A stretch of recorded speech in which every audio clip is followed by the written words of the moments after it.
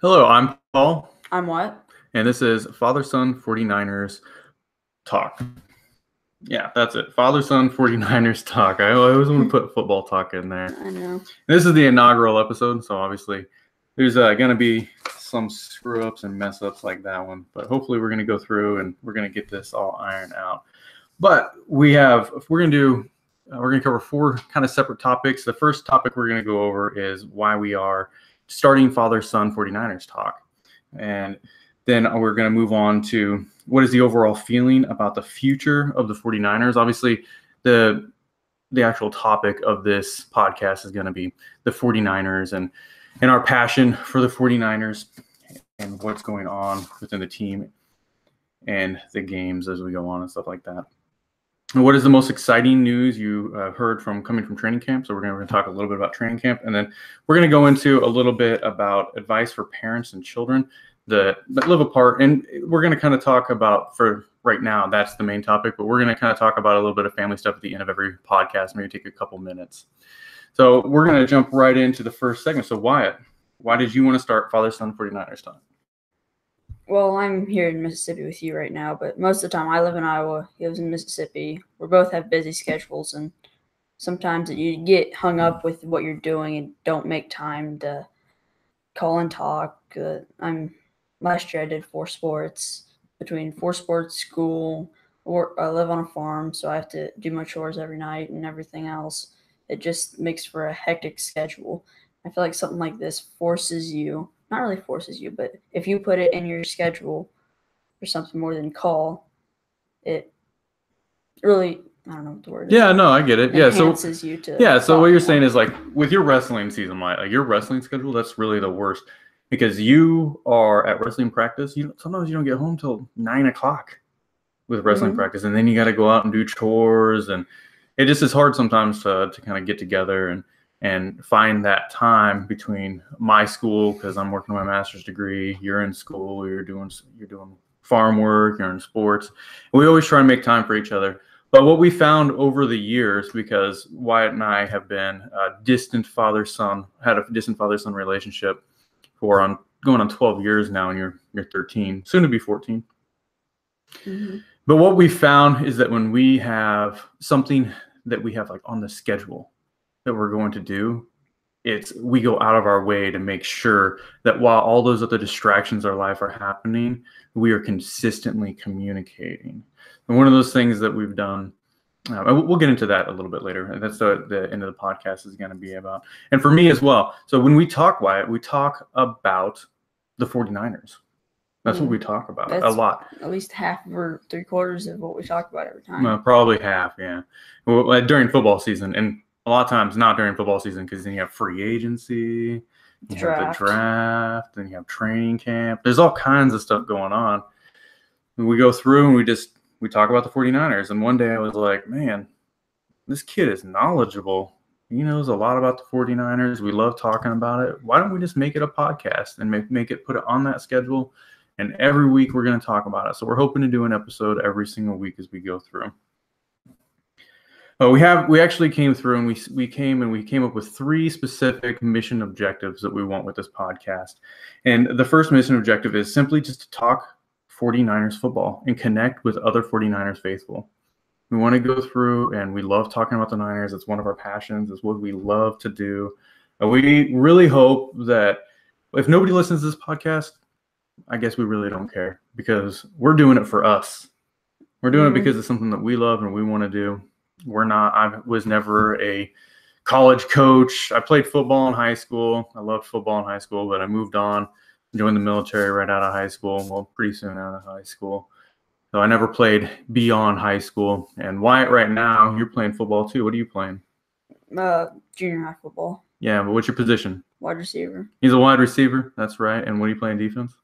Safety corner. Yeah, same as every other wide receiver. Yeah, well, not every other, but probably most. Well, how many wide receivers do you see line up as a linebacker? Well, I don't know. Probably. You're probably right. Yeah. Well, the cornerbacks, though, I've seen tight ends play cornerback. Yeah, I can see that. I've seen that. We're from Iowa, so I was a 170-pound defensive end. So that gives you any clue as to how Iowa football works. I gained some weight later in life. I got up to about like 230, but that was not while I was in high school. Yeah, so then that was our first mission objective, talk to 49ers football and connect with other faithful.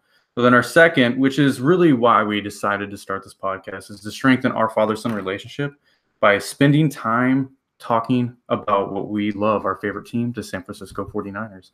We do it every week. We talk about the 49ers, and we figured why not just put it on the calendar and say we are going to commit to doing this once a week and making a podcast. And it actually builds skills together. So we're learning how to podcast, did a lot of research about microphones. I got to set up websites. I kind of already knew how to build a website. And we went through, and we're still working on our website, but we do have a website. It's fathersson49erstalk.com. And that's fatherson without a dash for the website. So just fathersons49erstalk.com. And that is our website. And we're going to post all of our podcasts on there. And it's going to be a work in progress. There's going to be more stuff on there as we progress and go further into the podcast itself.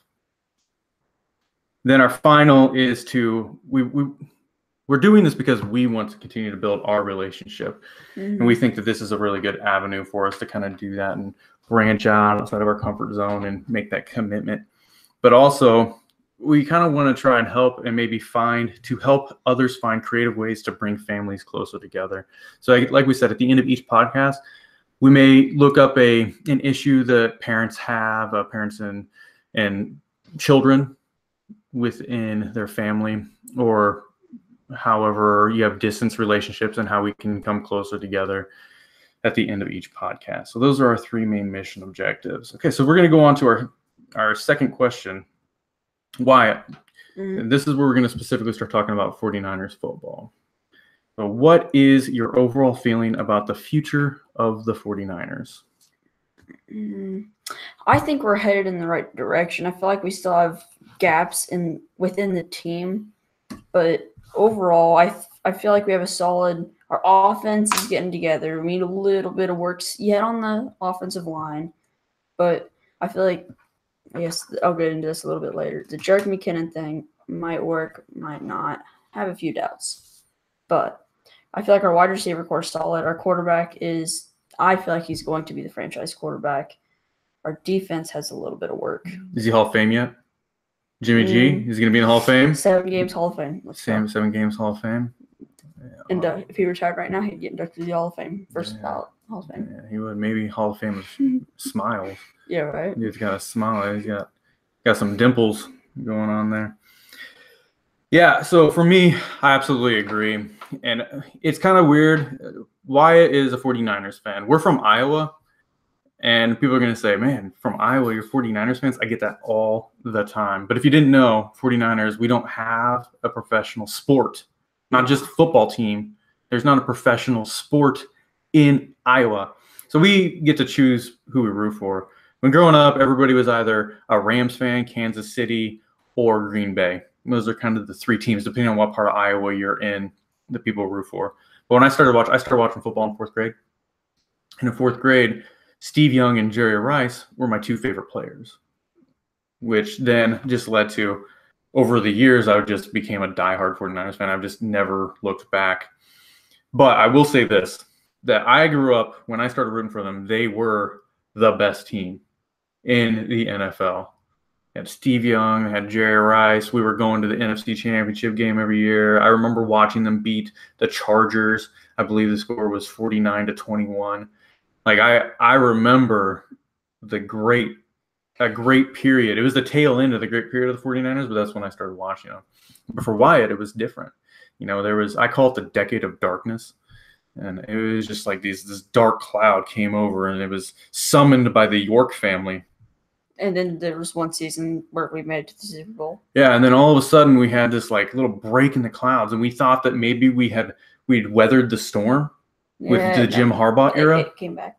With the Jim Harbaugh, right. And then all of a sudden Jed York said, he said, "You shall not pass." And then he's like, "No, you guys can't have a good team. I'm going to destroy it and fire the second most winning rookie coach in the history of the NFL because I don't have a good personal relationship with him."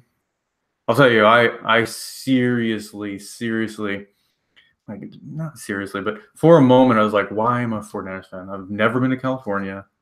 I've been like, what in the hell is going on? Or, excuse my language, I'll have to edit that out maybe. So, but what is going on? What is going on, you know?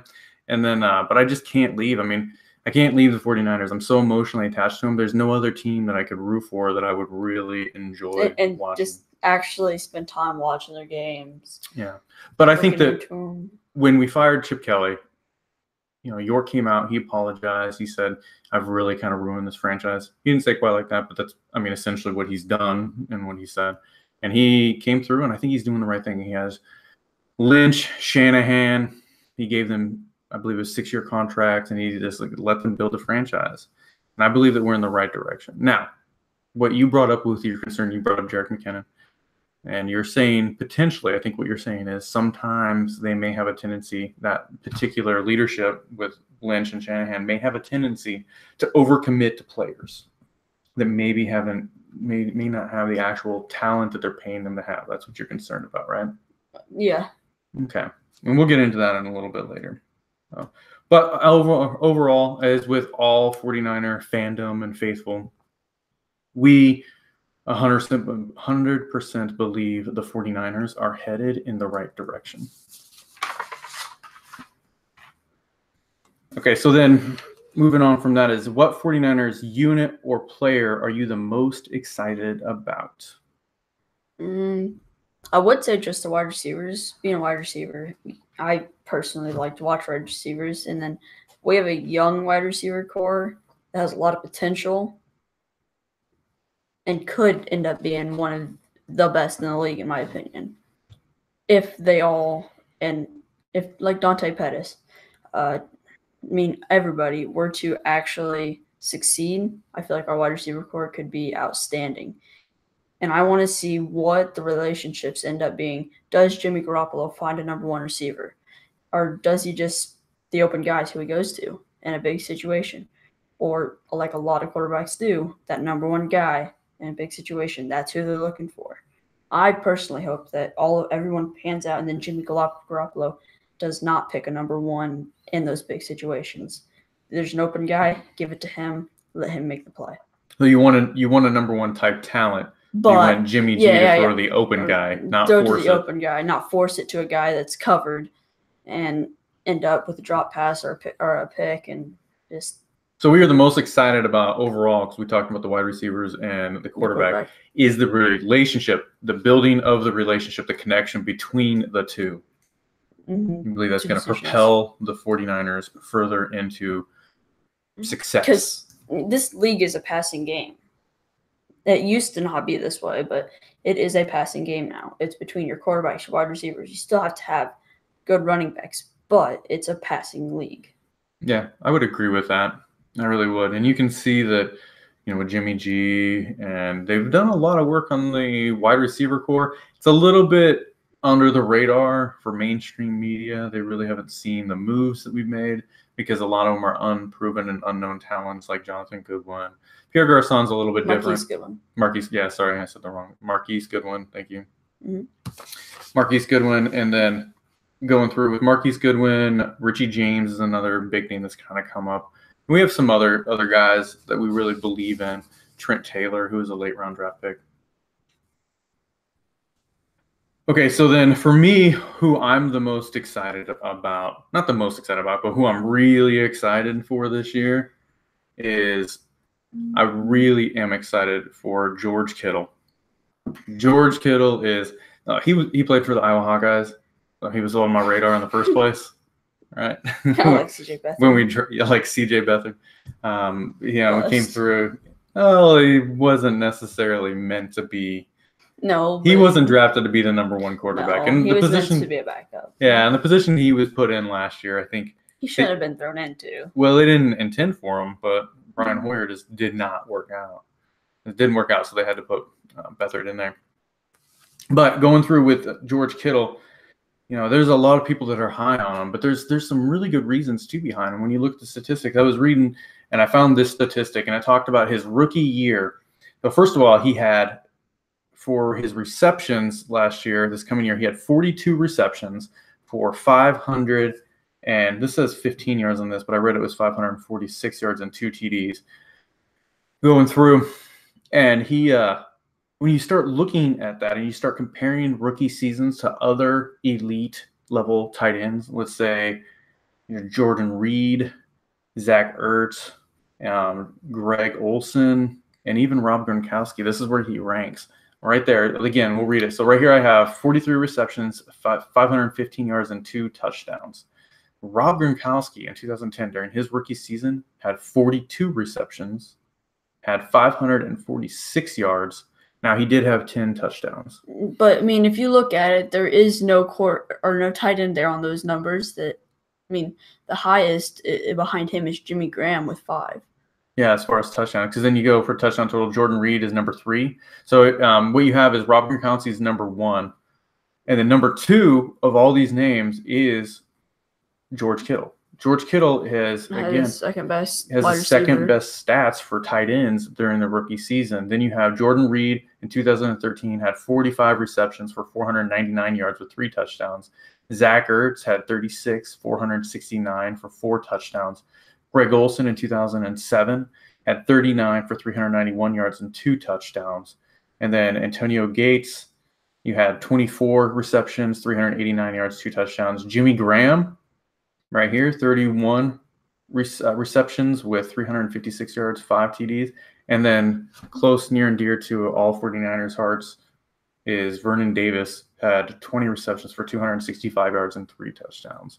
When you look at those stats, you're just excited.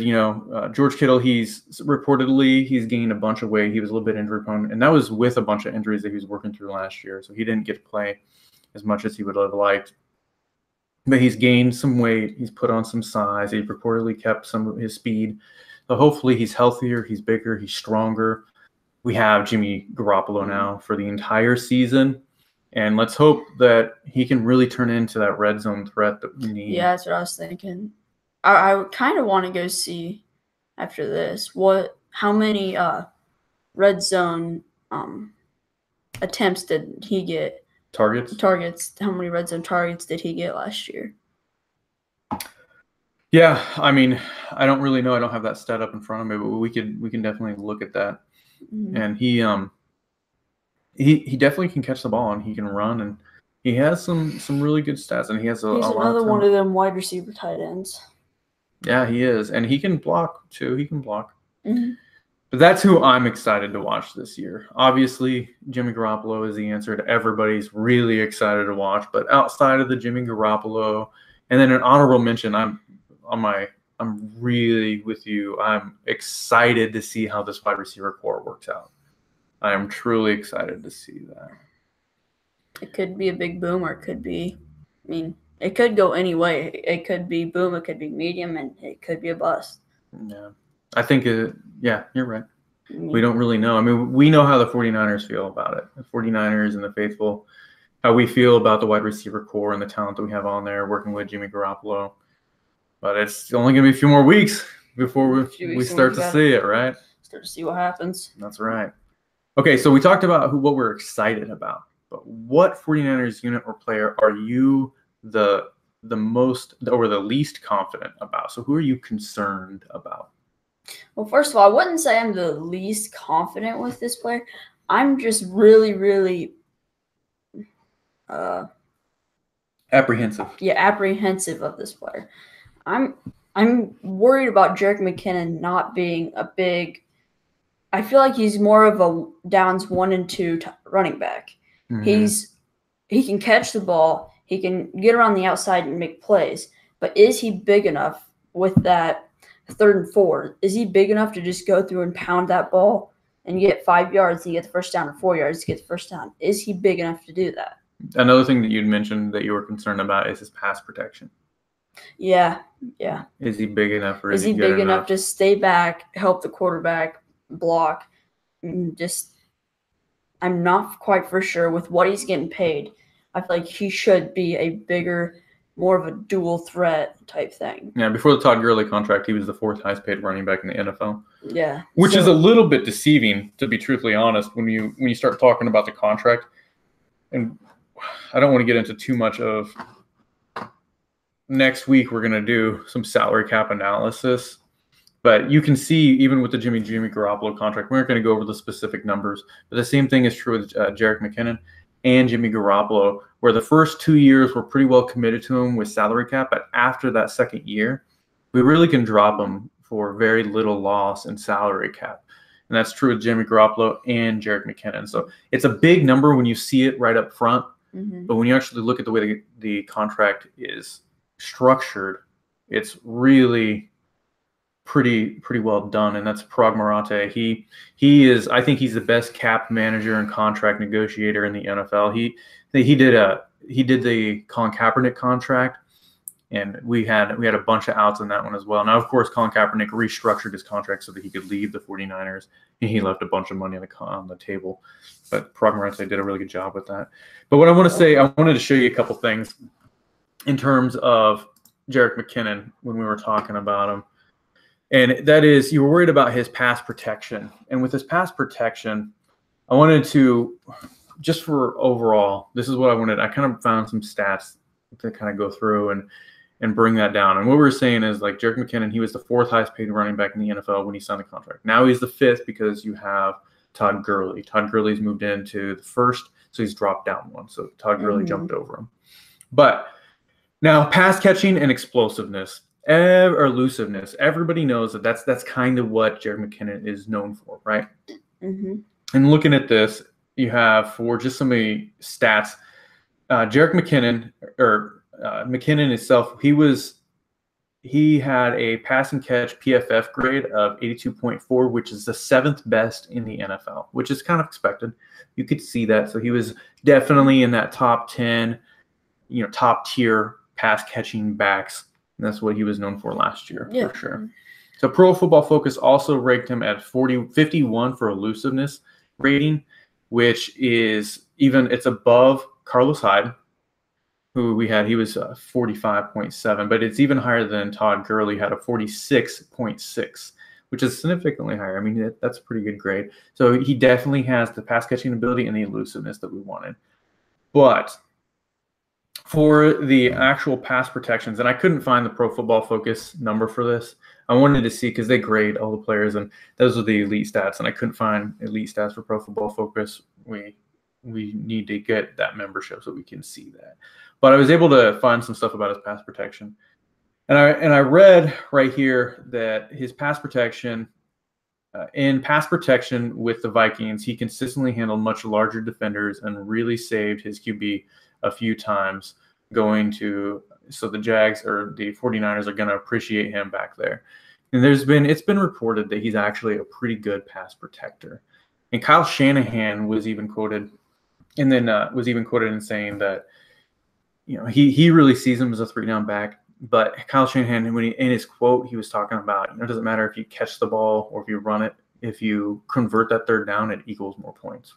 And it doesn't really matter if we're throwing or running. But now you're worried about the workhorse back kind of scenario. So can he perform when he's getting 15 carries or more a game, right? Now, it's a smaller sample size. But in games where Jerick McKinnon had 15 touches or more, he averaged 4.5 yards a carry. Which I would be surprised, except for the fact I would kind of expect it to an extent. Because as you're getting more touches, sure, you're going to get cut up more times, but if you're getting more touches, there's going to be bigger opportunities for you to see that hole. There's going to be more holes that open up. There's going to be more big plays that happen with you. There's going to be bigger runs. Sure, you're going to have more down plays, but you're also going to have a lot. So Carlos Hyde's average last year was under 4 per carry.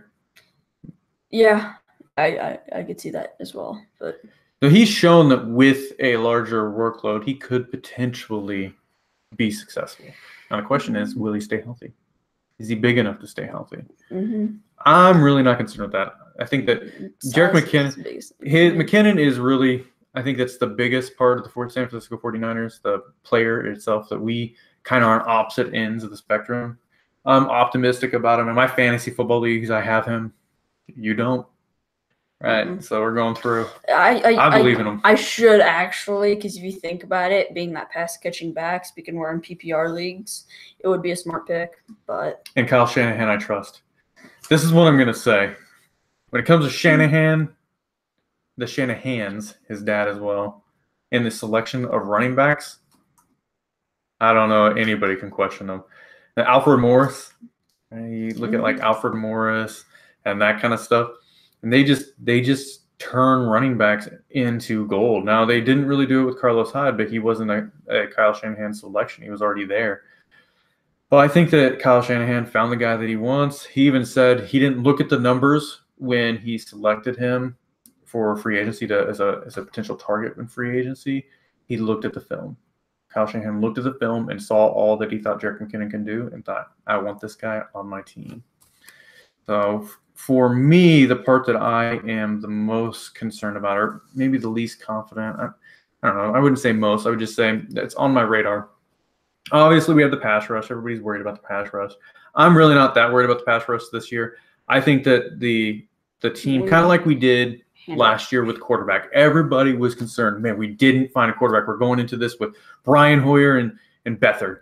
And people were really genuinely upset because we could have gone out and found some average guy, overpaid, and ended up with someone that's not going to be on the team very long, overpaid contract. Yeah, we could have got like a Sam Bradford. He wasn't available, but I like that type of talent. We know we're going to pay more than he's worth. He's going to come in. He may win a few more games, but it's just we're going to lose cap money. He's not the future. He's a placeholder.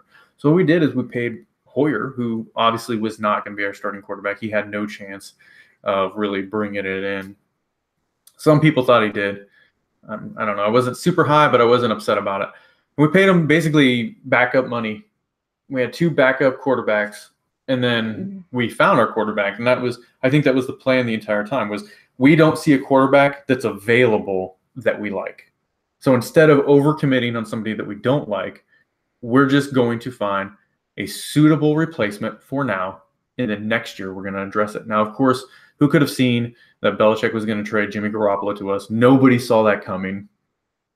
Especially for what he traded it for. Did you know that John Lynch actually called up to Bill Belichick and asked him if he was willing to trade Tom Brady? Yeah. He was like, "What? Are you seriously asking me if I want to trade Tom Brady?"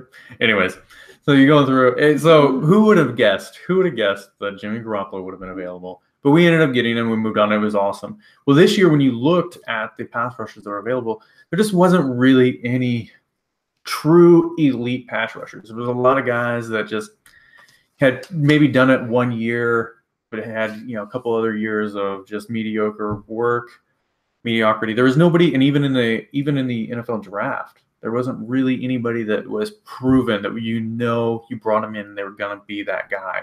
So what we did is we found a couple guys that we think may be able to give us a little bit of production, and hopefully next year we find that pass rushing talent. So I'm really not worried about the pass rush this year. What I am worried about is the offensive line. And I really like the moves that we made in the offensive line this year. I really, really do. Weston Richburg is one of my favorite free agent pickups we've had this year. He's the center. Obviously, we extended Joe Staley at left tackle clear for 2 years, so we extended him an extra year. We have him for 2 years now, so this year and next year at left tackle. But that's obviously going to have to be a position that we address. Then we drafted McGlinchey, and we were talking, and that was a weird pick. I was okay with it. Once they went and did the trade after it, I was okay with it. Yeah. I understood the pick. Yeah. And it's very Shanahan-esque. He did the same thing when we went to the Falcons. He got his center, he got his tackles, and he came in, and he moved forward. And what we're trying to do is we're trying not to be the Colts, where we have an elite type talent. Now, we're not saying Jimmy Garoppolo is elite yet, but he's on that trajectory. He has that potential. People see that in him. Now, whether or not he lives up to that is another question. So we'll see.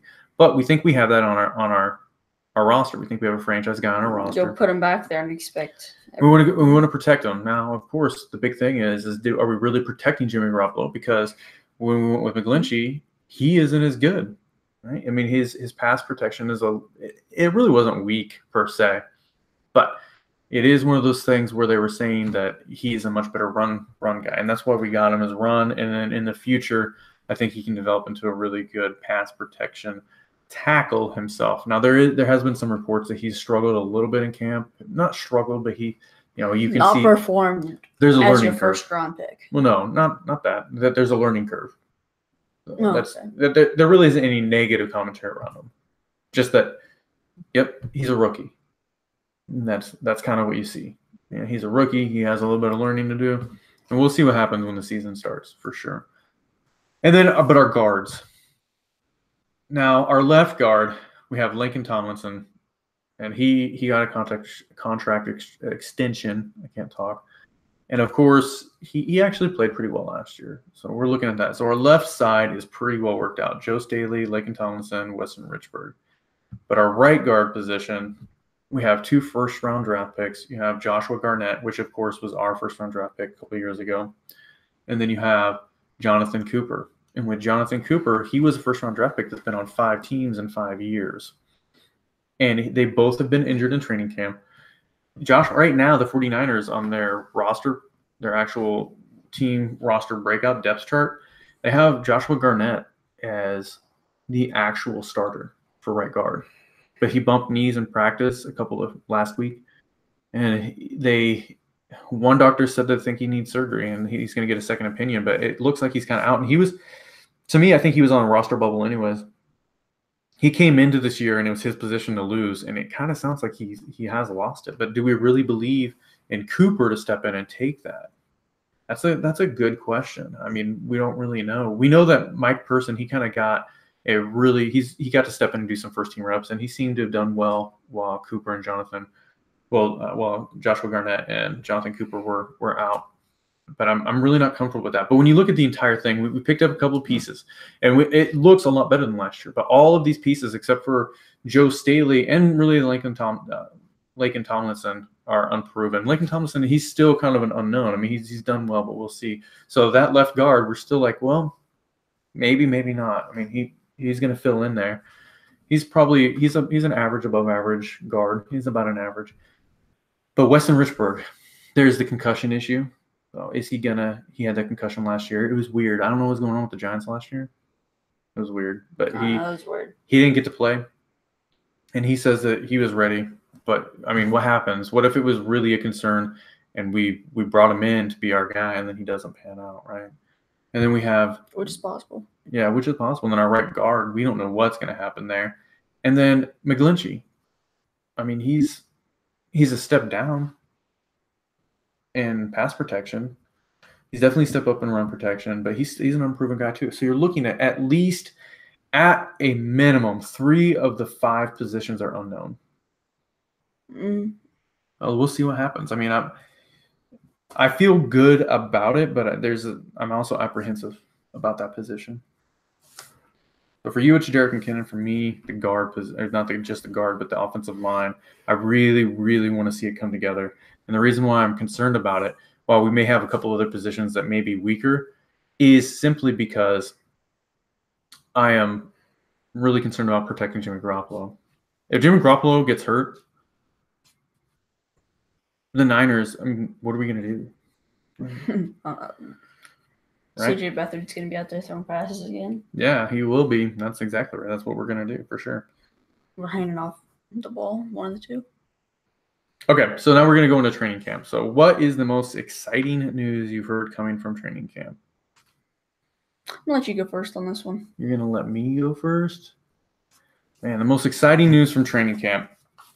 Well, I would say the most exciting news coming from training camp, obviously, I was talking about Kittle. I really like Kittle as he's coming in, and it sounds like he's kind of stepped up that kind of work itself. But the most exciting news for me coming out is the wide receivers. The way the wide receivers are coming together. Is that the same for you? Yeah, that's why I said let you go first, because I kind of figured you had the exact same thing going on. Yeah, I really am excited about the wide receivers. It's been a long time since San Francisco 49ers have had a good receiving core. We had Michael Crabtree, which kind of had his good season when he left us. Anquan Bolden, I liked him. He was good. But our wide receivers coming through. Now, of course, Jonathan Goodwin has had that reported connection with Jimmy Garoppolo that has come in. And then, go ahead. There's another receiver that I've heard that Jimmy Garoppolo is liking to see. Yeah, who? But not for sure he's actually going to make top 3, though. Mm-hmm. Dante Pettis. I've heard that he is liking to throw to Dante Pettis. Mm-hmm. So Dante Pettis was an interesting kind of – he's had a journey in training camp because at first it was reported that he really wasn't doing well, right? And now he's like becoming – Garoppolo's hitting him and he's doing well. It's like – I don't know. It's kind of like a mountain. He's like here. Hopefully he doesn't go back here. Yeah, he started off. It was the connection really wasn't there. He was doing well in individual drills, but then he wasn't doing so well on 7-on-7. And then he came in, and he's really doing well now. And I think that's important to come through. So, like I said, I'm super excited about that. And Jonathan Goodwin, Dante Pettis is the other one I'm really excited about. And like you said, he's coming in, reported as probably the number 4, number 5. That's kind of where people were thinking. Mm-hmm. But we have. I want to see him get the number 3 spot. I want to see him go out and fight for that number 3 spot. So Pierre Garçon is our number 1.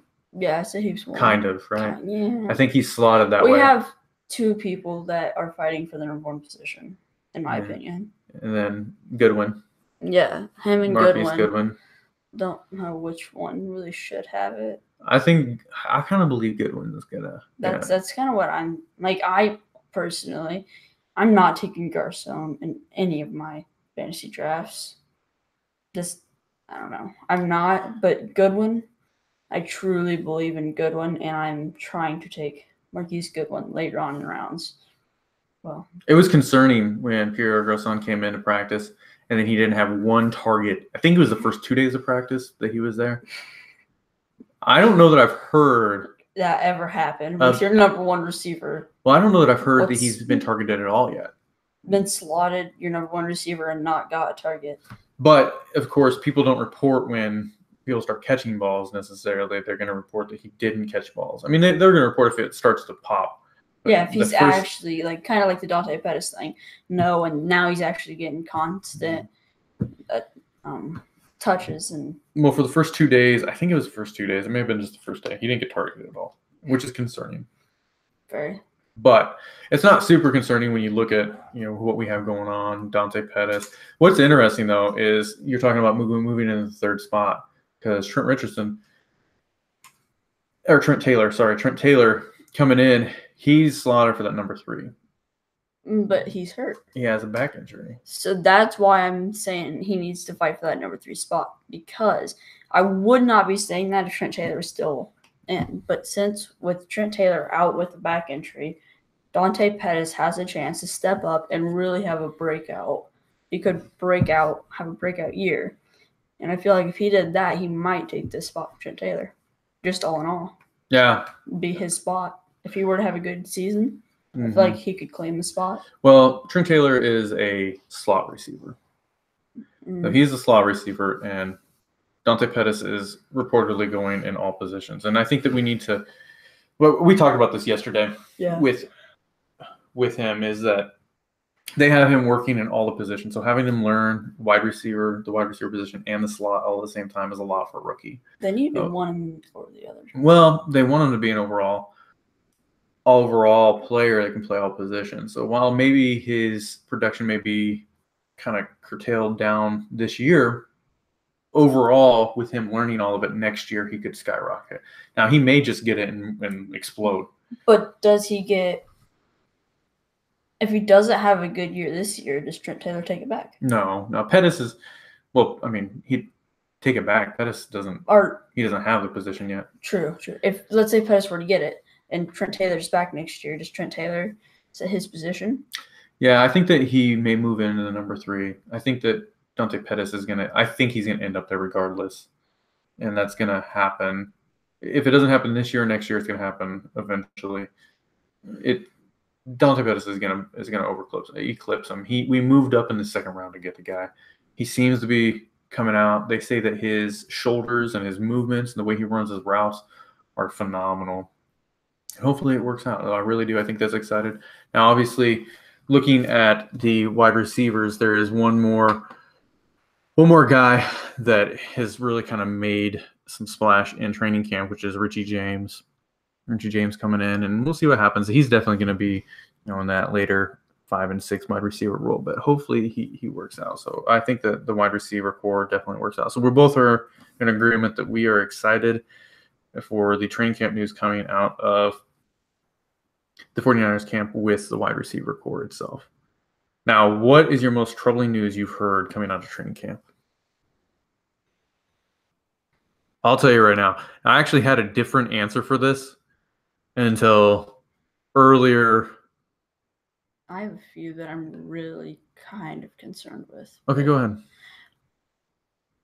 Well, with our lineman, Joshua Garnett, him having that knee injury, it's kind of concerning. Speaking that, I mean, he was maybe had the spot to lose, maybe had the spot to gain. I don't know. Cooper just, in my eyes, I don't see it in Cooper as much as I do Garnett. I'd rather see Garnett there than I would Cooper. Yeah. That's really my biggest concern. I would say Trent Taylor, but I truly believe in Dante Pettis. So, I mean, not really the Trent Taylor thing. I was thinking Trent Taylor until Dante Pettis started to make a splash, and I started to look into Dante Pettis. Then I kind of started to see everything kind of come together. And now, so the offensive line, that's that's definitely, like I said before, that's a concern of mine. But Richard Sherman has a hamstring strain. Yeah. And he's not going to be available for the first preseason game. That just came out yesterday. Did you see that? Yeah, I did. Well, I didn't. I saw it. Didn't really look much into it. Yeah. It's a grade 1. I don't really know exactly what that means. How severe that is for what's concerning about hamstring strains is that he came back and he had that $2 million bonus to say that he was medically cleared before training camp. And he was by training camp. And he was cleared medically by training camp. But that was several months ahead of schedule. It typically takes a year, and it was like 9 months-ish from the time that his injury happened. Did they put him on early? Well, he came through and he passed the physical early. Well, that hamstring, it's a soft tissue. And soft tissue strains a lot of times come from overstraining with you're not conditioned well enough. So like those muscles aren't being stretched, aren't conditioned right. Did he come back too early? And is he going to perpetuate his injury by coming back too early with these soft tissue injuries? Hasn't he already had one hamstring tear? Hamstring tear? Or not tear,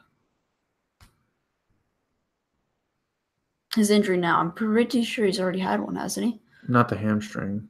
Oh, I don't know what it was then. It was his knee, right? Yeah, you're right. Yeah, so you go through a whole lot into it. You go through him, and he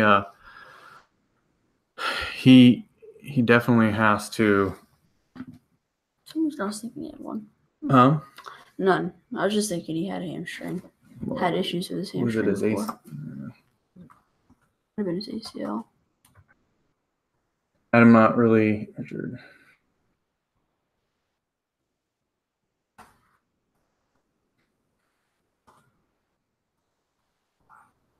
Yeah, going through Richard Sherman injury, let's just make sure that we have this right up here. So, impact Richard Sherman's injury goes beyond the season. See this, Achilles. Ruptured his Achilles. His Achilles. Yeah. So, his Achilles injury. Yeah, so hopefully he's okay, but I'm really worried about that soft tissue hamstring. It's just soft tissue injury. All right, he's coming back. And I'm concerned that he's gonna be, too hurt to participate. Not too hurt, but just perpetual little injuries that kind of keep him out of this game and that game as we go through the year. A game here, a game there. Okay, well, I think that overall, we are pretty we're pretty optimistic about the 49ers direction in general, like everybody is. we've gone through a little bit of training camp, a little bit about where we're from, what we've done, and what we're excited to see, what we're a little bit apprehensive about. Now, we were talking about why we're doing this is to help build our relationship as father-son, and we're going to get better with this podcasting thing and go through all this as we move forward. But one of the things we wanted to talk about is giving people advice. So for parent and children who are separated by distance, and like I said, we've been doing it for 12 years now, which is a long time. My wife's 13, and I come home, and we obviously see each other, but when you're apart, it can be hard. Anybody that's had any type of long distance relationship, either with a significant other or with a child, it is difficult at times to kind of keep that going, and life gets in the way, and deployments get in the way, and all kinds of crazy things, right? Mm-hmm. But what we have found works, again, is finding something that you can do together. Mm-hmm. And we've done that a couple different ways. So what's one way that you liked? I mean, just we'd find like different board games that were online, or like battleships through FaceTime or something like that. Just something like. Yeah, battleships is. I bought a battleship and sent one to him, and we would play battleships. We'd just bring up our video chat and we'd play battleships, because you're not supposed to see the other person's board anyways, right? So it doesn't matter. It doesn't matter. We did a morning routine for a long time, where in the morning, the first thing that you do is, some sort of meditation. It doesn't have to be a meditation. It could be like reading the Bible or whatever people do. I do meditation, and then read and journal. There's a couple of things I did, but that's mainly what we did for you, was read, journal, and then what else did you do? You didn't do meditation. Mm-mm. No, mostly reading and journaling, right? So you would read and journal first thing in the morning, and then we would talk about it and send each other text messages or call each other in the morning and be like, hey, I just finished mine. Oh, and gratitude. We did a gratitude journal. So yeah. 3 things we're grateful for. And that really did help. I mean, that was really beneficial for us. So started the morning off board games. Good. Yeah, it starts the morning off good. It's a good way to connect with each other and kind of keep each other updated. Like, hey, this is what I was grateful for today, and this is what I put in my journal or what I read. And then you go through, and then board games. We definitely like playing board games, and there's some online games and stuff that we found one, the Rich Dad Poor Dad game. That was really what we got to work online the best and the most. You could do like checkers or chess or work online. Yeah, chess is a really good one, and we've thought about chess, but we keep on not doing it. Mm-hmm. We should play chess.